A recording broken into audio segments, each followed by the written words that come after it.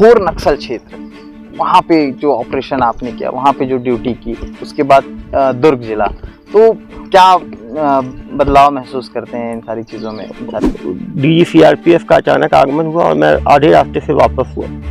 जैसे ही मैं वापसी कर ही रहा था कि मुझे खबर मिली कि वहाँ फायरिंग चल रही है। अभी हमने महादेव आईडी के ऊपर पूरी सख्ती से कार्रवाई करने का एक्शन प्लान बनाया है। जो बैठ के दारू वारू पीते रहते हैं वो लोग बड़े आजकल चौकन्ने हो जा रहे हैं कि अच्छा ये चीज़ है, जैसे सोजा बेटा गब्बर आ जाएगा, ये डायलॉग मतलब फिट होता है कि गाड़ी में बैठ के मत पियो, क्योंकि निश्चित रूप से अभी हमने 70 चखना सेंटर हमने बंद कराए हैं। एक सुदृढ़ करियर छोड़ के एक अनसर्टेनिटी की ओर जाना।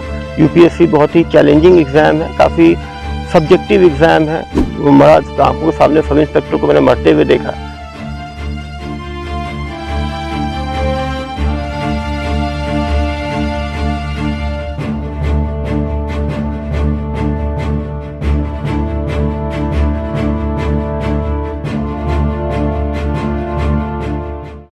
केपी न्यूज़ देखना शुरू कर चुके हैं आप। मैं सीमांत हूं और इस वक्त जो शख्स मेरे सामने मौजूद हैं, इनके बारे में मुझे बताने की ज़रूरत नहीं है, आप सभी बहुत अच्छे से जानते हैं। लेकिन चूंकि इंटरव्यू का एक रिवाज होता है और ये रिवाज निभाना बेहद ज़रूरी है, तो हमारे साथ दुर्ग जिले के एसपी डॉक्टर अभिषेक पल्लव जी हैं। और बहुत बहुत शुक्रिया सर, आपने जो समय दिया। धन्यवाद। और सबसे बड़ी एक चीज़ है कि बड़ा मन में सवाल लोगों के रहता है, डॉक्टर अभिषेक पल्लव जी, तो एक जो सफ़र रहा है डॉक्टर से आईपीएस का, वो सफ़र तो अभी सफ़र में ही तो मज़ा है, लेकिन वो सफ़र कैसा रहा उसके बारे में थोड़ा लोग जानना चाहते हैं। 1999 में मैंने एमबीबीएस में ज्वाइन किया गवर्नमेंट मेडिकल कॉलेज गोवा में, सीबीएसई पीएमटी के थ्रू।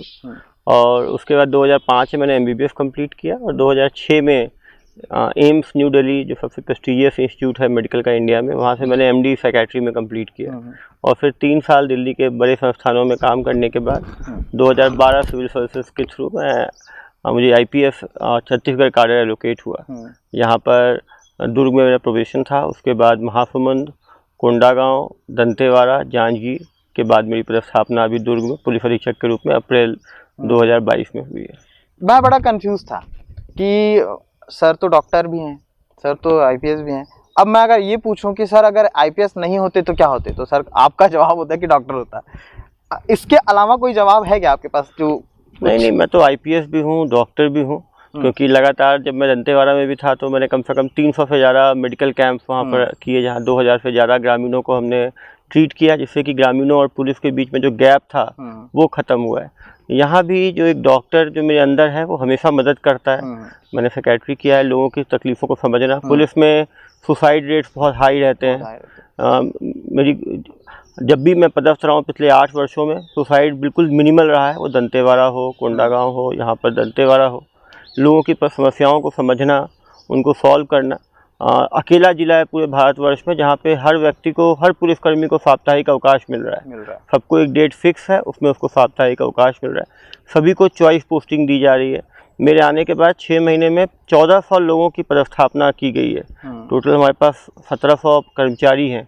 तो ज़्यादातर लोग जहाँ काम करना चाहते हैं वहाँ पे उनको काम करने का मौका दिया जा रहा है। और लोग क्यों, उनकी फैमिली प्रॉब्लम्स, पर्सनल प्रॉब्लम्स, हर स्तर पे उसको सॉल्व किया जा रहा है। और अभी भी लगातार मेरे बंगले पे आके डेली 8 से 10 मरीज अपना इलाज कराते हैं। तो मैं डॉक्टर भी हूँ, आईपीएस भी। घोर नक्सल क्षेत्र, वहाँ पे जो ऑपरेशन आपने किया, वहाँ पे जो ड्यूटी की, उसके बाद दुर्ग जिला, तो क्या बदलाव महसूस करते हैं इन सारी चीज़ों में, इन सारे समय? काफ़ी बदलाव है। नक्सल क्षेत्र में नॉर्मल जो हीनियस क्राइम्स हैं वो कम होते हैं। Human offences, property offences, cyber fraud, ये सब नाम मात्र के होते हैं। जबकि यहाँ पर बहुत सारे चैलेंजेस हैं। वीआईपी विजिट्स काफ़ी ज़्यादा हैं। Honourable CM, honourable home minister, 4 मंत्रीगण यहाँ रहते हैं, तो वीआईपी विजिट्स हैं। यहाँ साइबर फ्रॉड्स, प्रॉपर्टी फ्रॉड्स काफ़ी ज़्यादा हैं। ह्यूमन ऑफेंसेस हैं। आबादी बहुत ज़्यादा है। वहाँ की घनत्व तो बहुत कम था। दंतेवाड़ा में पूरे ज़िले की आबादी 2 लाख थी, यहाँ पे 21 लाख की आबादी है। तो आबादी ज़्यादा है। यहाँ पे हाईवे है जो कि नेशनल हाईवे मुंबई से लेकर कलकत्ता हाईवे पास करता है। तो बॉर्डर बगल में है, बगल में महाराष्ट्र का बॉर्डर है, मध्य प्रदेश का बॉर्डर है। तो इधर उड़ीसा बॉर्डर लग जाता है आगे, तो कहीं ना कहीं दूसरे स्टेट से भी लोग आके इंटर स्टेट जो नेशनल क्राइम्स हैं वो भी काफ़ी ज़्यादा होते हैं। तो कहीं ना कहीं बहुत ही प्रेस्टिजियस और बहुत ही चैलेंजिंग डिस्ट्रिक्ट है। वो तो हम देखते रहते हैं, आप जब कॉन्फ्रेंस लेते हैं, मैं इतने समय से मतलब काफ़ी टाइम हो गया मुझको, और मैं कॉन्फ्रेंस में जाता रहा हूँ पुलिस के, बट ये जो मेरा एक्सपीरियंस रहा है आपके आने के बाद, मैं ऐसा नहीं बोल रहा हूँ कि मैं कोई चिकनी चुपड़ी बातें नहीं कर रहा हूँ, एक्चुअल जो चीज़ें हैं वो बता रहा हूँ कि हमको मतलब हमको ज़्यादा मेहनत करने की ज़रूरत नहीं पड़ती। सर खुद ही आरोपी से बात कर रहे हैं और सारी चीज़ें वो खुद ही सामने सामने सारी चीज़ें बता रहे हैं। हमारी कोशिश है कि हम ट्रांसपेरेंसी के साथ काम करें, जो भी अपराध हुआ है उसकी प्रॉपर जनता के सामने आए कि अपराध क्यों हुआ है, कैसे हुआ है और कैसे इससे बचा जा सकता है। ये ऑर्गेनाइज क्राइम हो, जुआ हो, सट्टा हो, कबाड़ हो, नशा हो, उनके लोगों को पकड़ें, या ह्यूमन ऑफेंसेस हो या प्रॉपर्टी ऑफेंसेस हो, जो भी लोग अपराधी पकड़ाते हैं उनको मीडिया के सामने प्रस्तुत करते हैं। हम खुद भी उनको रूबरू कराते हैं और मीडिया बंधुओं को भी मौका देते हैं कि उनसे पूछ सकें। तो उससे क्या होता है, हर चीज़ें सरफेस पे आती है, दूध का दूध पानी का पानी होता है। इसके कारण कोई राजनीतिक या कोई अपने पोजीशन का भी दबाव नहीं बना सकता, क्योंकि अपराधी को कोई सपोर्ट नहीं करना चाहता। लेकिन कहीं ना कहीं चीज़ें ट्रांसपेरेंट नहीं रहती हैं, तो जनता के मन में, पत्रकारों के मन में, इवन हमारे पुलिसकर्मी नीचे जिनके मन में ये होता है कि हो सकता है कुछ साठगांठ हो, कुछ चीज़ें हो, तो मेरी एक हमेशा कोशिश रही है कि हम ट्रांसपेरेंसी के साथ काम करें। पर सर जो आरोपी होते हैं, आपको ऐसा नहीं लगता आजकल की बहुत जो एज ग्रुप अगर देखा जाए तो वो एकदम यंगस्टर्स हैं, जिसको रीढ़ की हड्डी बोला जा रहा है, वही उसमें एकदम शामिल होते जा रहे हैं? तो निश्चित रूप से काफ़ी सारे हीनियस ऑफेंसेस में अब जो है वो नाबालिग बच्चे जो हैं, माइनर्स हैं, कम उम्र के बच्चे जो हैं वो शामिल हो रहे हैं। उसका एक बहुत बड़ा कारण है कि कोरोना के टाइम काफ़ी स्कूल भी बंद हुए, काफ़ी बच्चे स्कूल से बाहर चले गए, वो वापस स्कूल कहीं ना कहीं नहीं जा पा रहे हैं। कहीं ना कहीं वो नशे के भी गिरफ्त में आ गए हैं। काफ़ी ज़्यादा बच्चे जो हैं वो इनहेलेंट्स जो होते हैं उसका यूज़ कर रहे हैं, काफ़ी लोग कैनबिस का यूज़ कर रहे हैं, कुछ बच्चे यहाँ तक हीरोइन का भी यूज़ करना शुरू कर दिए। तो बहुत ही खतरे की बात है। कहीं ना कहीं आप देखेंगे कि अभी शराब के चखना सेंटर्स पे हम लगातार कार्रवाई कर रहे थे। वहाँ पे मैं जामुल क्षेत्र में गया, मैंने देखा कम से कम 50-60 माइनर बच्चे वहाँ पे शराब का सेवन कर रहे हैं। तो कहीं ना कहीं यदि बच्चे नशे की गिरफ्त में आएंगे तो हमारे देश का भविष्य जो है वो अंधकार में जा सकता है। तो कहीं ना कहीं स्कूल को, पेरेंट्स को, सोसाइटी को, प्रशासन को, पुलिस को, सबको मिल के इन बच्चों के भविष्य के लिए इनको वापस स्कूल की ओर ढकेलना बहुत ज़रूरी है। मिल के काम करना ज़रूरी तो है। पुलिस मित्रता के कई सारे ऐसे फार्मूलाज भी लेके आती है कि लोगों के साथ कनेक्ट हो सके, बट उसके बावजूद भी कहीं ना कहीं अभी भी मतलब उस तरह से कनेक्ट नहीं हो पा रहा है। निश्चित रूप से यूथ के साथ और जनता के साथ कनेक्शन में कहीं ना कहीं कमी है। इसीलिए हम लोगों ने विजुअल पुलिसिंग स्टार्ट किया है, जिसमें कि हम जनप्रतिनिधियों के साथ एरिया में घूमते हैं, उनकी समस्याओं को जानते हैं और कैसे उसका निराकरण किया जा सकता है उसके लिए सॉल्यूशन ढूंढते हैं। जहाँ तक बच्चों के साथ जुड़ने की बात है, स्कूल्स में, कॉलेज में लगातार पुलिस जाके उनसे कोऑर्डिनेट कर रही है। लेकिन आपने सही कहा, एक बृहद स्तर पर सारे युवाओं को पुलिस के साथ जोड़ा जाए, उनको जितने अवैध काम है उनको रोकने में युवाओं का साथ लिया जाए, उससे बहुत बड़ा सामाजिक बदलाव आएगा और इस ओर हम लोग एक ठोस कदम उठाने की ओर अग्रसर हो रहे हैं।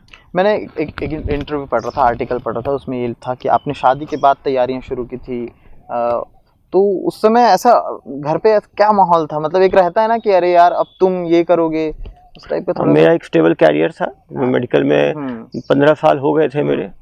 मेरी शादी 2010 में हुई। मेरी पत्नी भी प्रेग्नेंट थी जब मैं तैयारी शुरू कर रहा था। तो मेरे इन लॉज में, इवन पेरेंट्स में ये एप्रीहेंशन था कि एक फुलड्रिड करियर छोड़ के एक अनसर्टेनिटी की ओर जाना। यूपीएससी बहुत ही चैलेंजिंग एग्ज़ाम है, काफ़ी सब्जेक्टिव एग्ज़ाम है। मेरा एक ही अटेम्प्ट बचा था, तो उसमें भी लोगों को ये था कि यूपीएससी में थोड़ा लक का भी रोल रहता है, होगा कि नहीं होगा, एक एप्रीहेंशन। लेकिन मैंने मन बना लिया था। मेरे दोनों अपने ऑप्शनल थे, साइकोलॉजी और मेडिकल साइंस, और मुझे अपने ऊपर कॉन्फिडेंस था कि यदि आपने 5 साल 6 साल ग्रेजुएशन में उस सब्जेक्ट को अच्छी तरह पढ़ा है, एक मेरा ग्रेजुएट सब्जेक्ट था, एक मेरा पोस्ट ग्रेजुएट सब्जेक्ट था, तो कहीं ना कहीं मैंने अपने पढ़ाई पे अपने ऊपर बैक किया और निश्चित रूप से उसमें सफलता मिली। मुझे फ़ायदा था कि मेरे साथ मेरे भाई भी तैयारी कर रहे थे। मेरा छोटा भाई जो कि भारतीय वन सेवा में बालाघाट में डीएफओ है, तो कहीं ना कहीं बड़ी ग्रुप बनने से, एक अच्छा ग्रुप बनने से निश्चित रूप से फ़ायदा होता है। और यदि हम डेडिकेशन के साथ करें, एक गोल के साथ करें और एक कॉन्फिडेंस हमारे पास रहे, तो हार्ड वर्क हम करें, निश्चित रूप से कोई भी एग्ज़ाम क्रैक कर सकते हैं। मेरे कुछ दोस्त हैं, बस्तर में भी हैं, मैं अभी हाल में गया था तो मिला था, उनका ये कहना था जब कभी बात हो, मुझे तो ये था कि बात तो होगी एक दिन, लेकिन जब कभी बात हो तो एक चीज़ आप क्योंकि साइकियाट्रिस्ट और उसके बाद फिर आप वहाँ पे रहे हैं, उन सारी चीज़ों को आपने देखी है, नक्सलिज़्म, वो उनका कहना है नक्सलिज़्म क्या है, वो आपसे बेहतर शायद कोई बता पाए। नक्सल समस्या जैसा आप जानते हैं 1980 के दशक में शुरू हुआ, जो बस्तर में, जब उस टाइम काफ़ी ज़्यादा वहाँ एडमिनिस्ट्रेटिव वैक्यूम था। एक बड़ा जिला था बस्तर, जो कि कांकेर से लेके कोंटा तक, चारामा से लेके कोंटा तक, और यहाँ पे आपका नगरनार से लेके आपका भोपालपट्टनम तक केवल 8 तहसील हुआ करते थे। फॉरेस्ट के विभाग के लोग अंदर जा नहीं पाया करते थे, काफ़ी शोषण था। इसको तेलुगु लोग जो आए, तेलुगु नक्सलियों ने इसको यूज़ किया, एडमिनिस्ट्रेटिव वैक्यूम को, जो एडमिनिस्ट्रेटिव एक्सेस थे, पुलिस फोर्स के एक्सेस थे, कहीं ना कहीं जो शासकीय उदासीनता थी उसका फ़ायदा उठा के नक्सली ग्रामीणों के साथ खेले कूदे, नाचे गाए, उनकी बोली सीखी, उनकी भाषा सीखी। ये सोचने की बात है कि जो प्रशासनिक अमले के लोग 30 साल नौकरी करने के बाद भी वहाँ की बोली गोंडी हल्बी नहीं सीख पाए, जबकि नक्सली वहाँ पे 2-3 साल में उनके साथ रह के उनकी भाषा सीख लिए, उनके इशूज़ को उन्होंने उठाया और उन्होंने अपनी एक पकड़ बना ली। फिर जो फलवा जुर्म अभियान चला तो कहीं ना कहीं काफ़ी लोग जो ग्रामीण क्षेत्र के लोग थे, जो कैंप में नहीं आना चाहते थे, वो नक्सलियों के साथ बड़ी मात्रा में जुड़ गए और यही कारण हुआ कि नक्सलवाद काफ़ी मजबूती के साथ आगे बढ़ा। लेकिन पिछले 5 सालों में अब वहाँ पर काफ़ी सारे पुलिस कैंप्स खुले हैं। हमने नक्सली मारने से ज़्यादा ग्रामीणों को साथ जोड़ने का अभियान छेड़ा है। यही कारण है कि अलग अलग ज़िलों में 2000 से ज़्यादा माओवादी सरेंडर हुए हैं पिछले 3 साल में, 50 से ज़्यादा कैंप्स अंदर खुले हैं और हम धीरे धीरे स्लो पेनिट्रेशन करते हुए लोगों को अपनी तरफ खींच रहे हैं। मुझे भरोसा है कि यदि यही कैंपेन अगले 4-5 साल चला तो निश्चित रूप से पूरा लाल बस्तर जो है वो बिल्कुल पहले की तरह हरियाली बस्तर में ग्रीनरी हो जाएगा, ग्रीन हो जाएगा। बिल्कुल सही बात। आप भीतर की बीमारी को तो ख़त्म करते ही हैं, बाहर की भी बीमारियों को आप बेहद अच्छे तरीके से ख़त्म करना जानते हैं। बस्तर की बात हो रही है, दंतेवाड़ा की बात हो रही है, तो उसमें एक जिक्र आता है 2018 के आसपास का, जिसमें एक वीडियो था जिसमें आप भावुक हो गए थे। वो मेरे ख्याल से वो बात है जब मीडिया से, दिल्ली से मीडिया के कुछ लोग आए हुए थे और हमला हुआ था, और उसके बाद वो कहानी थोड़ी सी 30 अक्टूबर 2018 की बात है। विधानसभा चुनाव से जस्ट पहले दूरदर्शन की टीम, वहाँ पर एक नीलावाया गांव है जहाँ पहली बार मतदान होने वाला था, वहाँ पर कवर करने की दूरदर्शन की टीम गई हुई थी, साथ में मैं भी गया हुआ था। DG CRPF का अचानक आगमन हुआ और मैं आधे रास्ते से वापस हुआ। जैसे ही मैं वापसी कर ही रहा था कि मुझे खबर मिली कि वहाँ फायरिंग चल रही है, मैं अपने दलबल के साथ वापस वहाँ घटनास्थल पे पहुँचा। तब तक एक सब इंस्पेक्टर और एक मीडिया कर्मचारी अच्युतानंद साहू, जो उड़ीसा के रहने वाले थे, दूरदर्शन के कैमरामैन थे, उनकी नक्सलियों ने बेदम हत्या कर दी थी।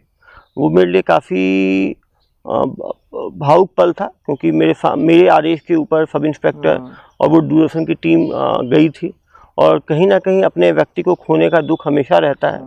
और हम लोगों ने उसका हमारे, और अच्छी ये बात थी कि वो दोनों नक्सल अभियान में नहीं गए थे, वो केवल इलेक्शन की रिपोर्टिंग करने गए थे। ऐसे लोगों पर छिपकर हमला करना कहीं ना ये मानवता का के अंदर आता है, ना ये कोई वार एथिक्स के अंदर आता है। निश्चित रूप से ये बहुत ही घिनौना और बहुत ही कायराना हरकत था, और हमने उसके बाद नक्सलियों को उसका बेतुम जवाब दिया। अगले 4 वर्षों में करीब 1000 माओवादी आत्मसमर्पण हुए, करीब 50 से ज़्यादा माओवादी ढेर किए गए और करीब 300 माओवादी गिरफ्तार किए गए। हमने वहाँ पर तीनों रणनीति पे काम किया। जो लोग मुख्यधारा में जुड़ना चाहते हैं उनको हमने आत्मसमर्पण के लिए प्रेरित किया, जो पकड़ में आते थे उनको गिरफ्तार किया, और बाकी लोग जो हमसे हथियार से लड़े उनको हमने ढेर में वो ढेर हुए। तो कहीं ना कहीं अपने व्यक्ति को खोना बहुत ही इमोशनल मोमेंट होता है किसी के लिए भी, और जिनके साथ आप सुबह से शाम तक घूमते हो, उनके साथ नक्सली अभियान चलाते हो, उनसे बातचीत करते हो, तो उनके जाने का दुख हमेशा होता है। एक लीडर के लिए बहुत ज़रूरी है कि वो अपने लोगों के साथ अपनापन रखे, उनकी दुख को समझे, उनकी खुशी को समझे, तभी हम एक अपनत्व जो है, एक वननेस हम डेवलप कर सकते हैं। और नक्सल क्षेत्र में कोई हायरार्की नहीं होती, एसपी से लेके कांस्टेबल तक जब अभियान में जाते हैं तो सब एक जान होते हैं, सबके पास एक बंदूक होती है, सबकी जान एक साथ, हम एक साथ चलते हैं, एक साथ लड़ते हैं, एक साथ जीतते हैं, एक साथ हमें कभी कभी नुकसान भी झेलना पड़ता है। तो निश्चित रूप से जो पुलिस फोर्स में बॉन्डिंग है वो नक्सल क्षेत्र में, शहरी क्षेत्रों से बहुत ज़्यादा है। मानवता की आपने बात की, एक और जिक्र होता है, किसी नक्सली को शायद गोली लगी थी, आप उस टाइम वहाँ मौजूद थे और आपने फिर ट्रीटमेंट के लिए भी भेजा था, वो ये 2017 मार्च की घटना है। जबकि बुड़गू में एक अति संवेदनशील नक्सली क्षेत्र है, अरनपुर थाना क्षेत्र में, जहाँ पर एक बड़ा एनकाउंटर छिड़ा था। करीब 11 बजे दिन से लेके शाम के 7 बजे तक 8 घंटे का लंबा एनकाउंटर चला था। उसमें करीब 2:30 बजे के करीब हमारे 2 जाबाज सिपाही शहीद हो गए थे और साथ में एक नक्सली को भी गोली लगी थी। हमारे 3 पुलिसकर्मियों को भी गोली लगी थी, हाथ में और एक को पैर में। उन चोटिल लोगों को हमने रेस्क्यू किया। साथ में एक गोली लगा हुआ नक्सली भी था। फोर्स के अंदर बहुत ज़्यादा उत्तेजना और बहुत ज़्यादा रोष था, क्योंकि हमारे 2 लोग शहीद हुए थे, 3 लोगों को गोली लगी थी। काफ़ी लोगों का कहना था कि ये दुश्मन है, इसको दुश्मन की तरह इसको ट्रीट करना चाहिए, लेकिन मेरा हमेशा मानना था जो गोली लगी हुई है वो भी हमारा ही नागरिक है, उसको भी सुधरने का अधिकार है। हमने उसको भी, जो डॉक्टर का जो हमारा सॉक्रेट्स का हमारा जो प्लेज होता है कि कोई भी व्यक्ति घायल हो, जिसको भी मेडिकल इलाज की आवश्यकता हो, उसको इलाज देना हमारा धर्म है। डॉक्टर धर्म का मैंने पालन करते हुए अपने 3 लोगों को भी फर्स्ट एड किया और उस घायल माओवादी को भी हमने ट्रीटमेंट दिया। फर्स्ट एड के बाद जिला अस्पताल भेजा और मुझे बहुत खुशी है कि माननीय न्यायालय में उसको सज़ा होने के बाद, सज़ा पूरी करने के बाद अब वो एक सामान्य नागरिक है। और जब मैं वहाँ से पोस्टिंग आ रहा था तो वो भी मेरे से मिलने के लिए आया था और उसके परिवार वालों की आंखों में काफ़ी खुशी के आंसू थे कि एक माओवादी जो कि जंगल जंगल भटक रहा था, घर वालों से मिल नहीं पा रहा था, आज वो एक मुख्य धारा में जुड़ के एक वो देश के नेशन बिल्डिंग में वो भी अपना योगदान दे रहा है। हाँ, सुधरने का मतलब एक वो तो है कि आरोपी है, अगर उसको सुधरने का मौका दिया जाए तो वो सुधरता है, और आपने ऐसे मौके दिए हैं। 30 महिलाओं की जो टीम आपने खड़ी की थी आपके नेतृत्व में, डीआरजी की, जिसमें से 20 या 10 महिलाएं शायद नक्सली थी। हाँ, उसके बारे में थोड़ा सा बताएंगे। क्योंकि जब मैं बस्तर में मेरी पोस्टिंग थी दंतेवाड़ा में, तो शुरू में काफ़ी ज़्यादा ह्यूमन राइट वायलेशंस के पुलिस के ऊपर आरोप लगते थे। महिला के साथ छेड़छाड़, महिलाओं की फ्रिस्किंग में बहुत मुश्किल आती थी। पुलिस फोर्स का मतलब था कि केवल पुरुष ही नक्सल अभियान कर सकते। हमने पहली बार 30 महिलाओं की दंतेश्वरी फाइटर्स, वहाँ पे जो आराध्य देवी है दंतेश्वरी, उनके नाम पे दंतेश्वरी फाइटर्स बनाया, जिसमें 10 आत्मसमर्पित नक्सली थी, 10 जो है वो नक्सल पीड़ित थी और 10 वहाँ की लोकल भर्ती की महिलाएं थी। कहीं ना कहीं नक्सलियों के अंदर 30 से 40% महिलाएं हैं, जबकि पुलिस फोर्स केवल पुरुष फोर्स थी। गांव में जानते थे सारे पुरुष भाग जाते थे, केवल महिलाएं बुजुर्ग बचते थे। उनसे बात करना, उनकी फ्रिस्क करना, चेक करना काफ़ी चैलेंजिंग होता था। जब हम नए कैंप खोलते थे तो गांव से हमेशा हमारा एक गैप रहता था। ये महिला फाइटर्स बनाने के बाद हमें फ़ायदा हुआ कि जब भी हम कैंप बनाते थे वो दवाइयाँ बांटती थी, महिलाओं से बातचीत सुनती थी, उनकी समस्याएं हमें आके बताती थी। बस्तर में और इवन छत्तीसगढ़ में महिलाएं काफ़ी सशक्त हैं। महिलाएं ही परिवार में और गांव में एक डोमिनेटिंग फोर्स है। महिलाओं का झुकाव जिस तरफ होता है वही भारी पड़ता है। तो कहीं ना कहीं पुलिस में महिलाओं की भर्ती से हमें एक तो फोर्स को एक पूरे सोसाइटी का कंट्रीब्यूशन मिला, एक ये जेंडर न्यूट्रल हो गई फोर्स। जितने बड़े अभियान भी होते थे, छोटे अभियान होते थे, सभी में महिलाएं पुरुष के साथ कदम से कदम मिला के चलती थी। उसके बाद पिछले 5 वर्षों में पुलिस के ऊपर एक बार भी कभी भी छेड़छाड़ या किसी तरह के आरोप नहीं लगे। सभी की वीडियोग्राफी होती थी, महिलाएं पुरुष के साथ रह के काम करती थी और जनता का विश्वास जीतने में दंतेश्वरी फाइटर्स का एक बहुत बड़ा योगदान रहा। एक कोई ऐसा भावुक पल आपकी लाइफ में जो आपको लगा हो कि नहीं यार ये अचीव करना था, या फिर वो अचीवमेंट से परे भी हो, फिर भी वो भावुक पल हो, उसको अगर शेयर करना चाहें तो? भावुक पल मैंने बताया, जैसे वो आपका वो दूरदर्शन कैमरामैन जब उसका मरा, आंखों के सामने सब इंस्पेक्टर को मैंने मरते हुए देखा। उसके जस्ट 6 महीने बाद माननीय विधायक जो थे उस दंतेवाड़ा के, भीमा मंडावी जी, उनकी दंतेवाड़ा में ही एक आईडी ब्लास्ट में उनकी मौत हुई। उसके बाद ये मैंने थाना की 6 महीने मेरे एसपीशिप के हो चुके थे।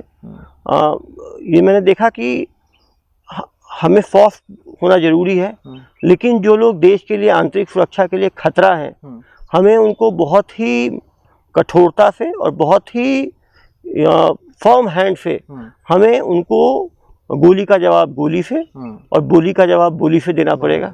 जो लोग समझदार, जो समझने से समझेंगे, उनको प्यार से आत्मसमर्पण कराना है, और जो लोग जनप्रतिनिधियों को, पुलिस वालों को और जनता के ऊपर अत्याचार करेंगे, ऐसे माओवादियों को हमें जनता की सूचना के आधार पे मुठभेड़ में पकड़ने की कोशिश करनी चाहिए, और ना और यदि हमारे ऊपर गोली चलाएं तो गोली का जवाब गोली से देके उनको ढेर करना चाहिए। और इसी हमारी जो फिस्ट हैंड से जो हमने कार्रवाई की, इसका नतीजा रहा कि 3 साल में आज दंतेवाड़ा बिल्कुल शांति का टापू सा बन गया है पूरे बस्तर में, और पिछले 2 सालों में न पुलिस की न सिविलियन की कोई भी कैजुअलिटी नहीं। हाँ, ये चीज़ तो देखी गई है। वाकई में अगर घर में कीड़ा आया तो उसे या तो झाड़ू से भगा दो, और अगर बार बार आ रहा है तो उसे मारना पड़ेगा।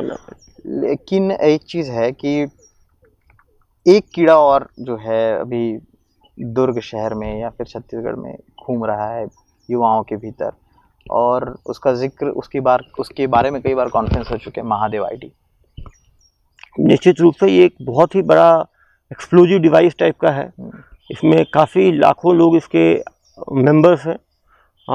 जो पैसा मेहनत से कमाया हुआ पैसा वो इसमें लगा के लुटवा लेते हैं। काफ़ी क्राइम में भी वृद्धि हुई है इसके कारण। कुछ लोग एक दूसरे से कर्जा ले लेते हैं इसमें खेलने के लिए, और फिर कर्जे के दबाव में आत्महत्या तक कर रहे हैं, या चोरी, डकैती, मर्डर तक कर रहे हैं। अभी हमने महादेव आईडी के ऊपर पूरी सख्ती से कार्रवाई करने का एक्शन प्लान बनाया है। जो भी इनके बड़े लोग हैं उनके पासपोर्ट डिटेल्स मंगवाए जा रहे हैं, जिससे कि जब भी वो देश के अंदर आएंगे एक अलर्ट आएगा और हम उनको गिरफ्तार करेंगे। जो मिडिल लेवल इनके ब्रांचेज हैं, हमने 4 ब्रांच को बस्ट किया है पिछले 1 महीने में। एक ब्रांच में आप समझ सकते हैं 15 से 20 करोड़ का ट्रांजैक्शन साल में होता है, तो करीब 100 करोड़ का ट्रांजैक्शन हमने जो है होल्ड किए हैं। निश्चित रूप से एक बहुत बड़ा नेटवर्क है। केवल दुर्ग भिलाई से 150 से 200 बच्चे इसमें कहीं ना कहीं भर्ती हुए हैं। मेरे उन अभिभावकों से भी अपील है कि, और जो युवक उसमें जा रहे हैं, कि वो लालच में 10,000 15,000 के जॉब के लिए इस क्राइम की दुनिया में एंट्री ना लें। उनके खिलाफ अपराध पंजीबद्ध हो जाएंगे, उनको पुलिस वेरिफिकेशन नहीं मिलेगा, बाद में नौकरियां नहीं मिल पाएंगी, समाज में उनका नाम का नुकसान होगा। काफ़ी लोग इस आईडी का जानते नहीं थे, उनको बहला फुसला के बुलाया गया, कंप्यूटर में काम करना है, लैपटॉप में काम करना है, उसमें लोग चले गए। जो इनके बड़े सरगना हैं, 4-5 लोग दुबई से रह के काम कर बीच बीच में छत्तीसगढ़ भी आते हैं, उनके हमने पूरी ट्रैकिंग अब स्टार्ट कर दिया। जब भी अब छत्तीसगढ़ आएंगे वो पकड़े जाएंगे। जो मिडिल लेवल एजेंट्स हैं, जो कि कोई दवा का दुकान चलाता था, कोई सब्जी मंडी चलाता था, कोई ठेकेदार था, कोई जनप्रतिनिधि था, वो अपने अच्छे कामों को छोड़ के साथ में साइड में इस काम में घुस गए, लालच में, उन्हें जल्दी प्रॉफिट होगा। ऐसे लोगों को जोड़ दिए जो बेरोजगार युवा हैं, बेरोजगार लोगों को कनेक्ट करके जोड़ दिया गया है। बेरोजगार युवाओं को जोड़ दिया गया है। ज़्यादातर लोग 20 साल से लेकर 30 साल तक है।